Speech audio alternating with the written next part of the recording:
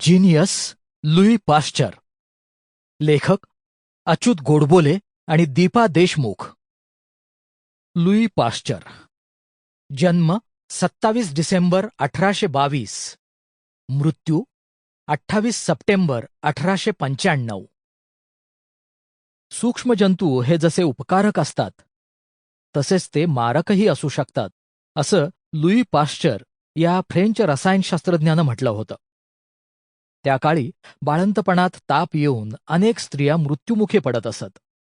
सेमेल vice या Austrian संशोधकानं बाळंतपणातला ताप हा साथीचा रोग असल्याचं सिद्ध केलं होतं.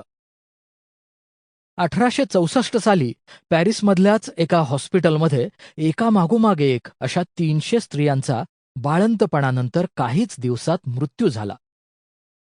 तसंच जन्मलेल्या बाळांच्या मृत्यूची संख्याही प्रचंड होती. सेप्टिक झाल्यामुळं हे सगळे मृत्यू झाले होते.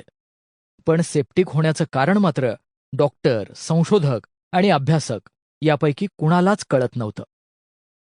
बाळंतपणच काय, पण कुठलीही शस्त्रक्रिया करायची म्हटलं की लोक प्रचंड घाबरत. कारण शस्त्रक्रियेनंतर माणूस वाचेल याची शक्यताच त्यांना वाटत नसे. शस्त्रक्रिया जरी यशस्वीरित्या पार पडली तरी काहीच दिवसात ते रुग्ण मरण पावत. थोडक्यात कुठल्याही शस्त्रक्रियेनं असो वा बाळंतपणानं मृत्यू हा ठरलेला अशी लोकांची खात्री होत चालली होती. एके दिवशी पॅरिसच्या अकॅडमी ऑफ सायन्सच्या हॉलमध्ये प्रसूतीज्वर या विषयावर एका गंभीर चर्चासत्राचं आयोजन करण्यात आलं होतं. त्यावेळी एकापाठोपाठ एक तज्ज्ञ व्याख्याते व्यासपीठावर येऊन बोलत होते, पण त्यातून भरीव असं काहीच हाती लागत नव्हतं. त्यानंतरच्या व्याख्यात्याचं जडबंबाळ व्याख्यान सुरू असताना एक जण श्रोत्यांमधून अचानक उठला आणि धारदार आवाजात त्यानं एक विधान केलं. तो म्हणाला, प्रसूतीज्वरानं स्त्रिया का मरतात यामागचं सत्य लक्षात घ्या. तुम्ही डॉक्टर्स तो जीव घेणा सूक्ष्मजंतू आजारी असलेल्या स्त्रीकडून निरोगी स्त्रियांपर्यंत पोहोचवून त्यांच्या मृत्यूस कारणीभूत ठरता. तो आवाज फ्रेंच संशोधक लुई पाश्चर याचा होता. लुई पाश्चरचं ठाम आवाजातलं ते विधान ऐकून तो व्याख्याता गडबडला. सभागृहात एकच खळबळ उडाली. व्याख्यात्यानं स्वतःला सावरत पाश्चरला म्हटलं, तू म्हणतोस ते बरोबर आहे, पण तो सूक्ष्मजंतू तुला कधीच सापडणार नाही. आता लुई पाश्चरची बोलती आपण बंद केली अशा आविर्भावात व्याख्याता आपलं पुढचं कंटाळवाणं भाषण पुढे सुरू करणार तेवढ्यात पाश्चर म्हणाला, थांबा. सगळं सभागृह आता उत्सुकतेनं लुई पाश्चर काय म्हणतोय याकडे कान आणि डोळे देऊन बघायला लागलं.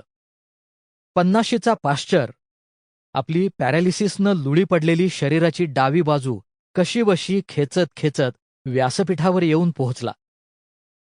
त्याचा निश्चयी चेहरा आणि डोळ्यातली चमक पाहून त्याला थांबवण्याचं धाडस कुणालाही झालं नाही. त्यानं तिथे असलेला खडू उचलला आणि फळ्यावर छोटी छोटी वर्तुळं काढत एक साखळीच तयार केली आणि त्या व्याख्यात्याला जोरदार आवाजात पाश्चर म्हणाला, मला सूक्ष्मजंतू सापडणार नाहीत असं म्हणतोस काय? हे बघ इकडे, मला सूक्ष्मजंतू सापडलाय आणि तो असा दिसतो, समजलं? पाश्चरच्या मतानुसार या सगळ्या मृत्यूला कारणीभूत होता तो सूक्ष्मजंतू. पाश्चर आत्मविश्वासानं बोलत राहिला आणि संपूर्ण सभागृह ऐकत राहिलं. शस्त्रक्रिया केल्यानंतर त्या जागेतून या सूक्ष्मजंतूंचा शिरकाव रुग्णाच्या शरीरात होतो.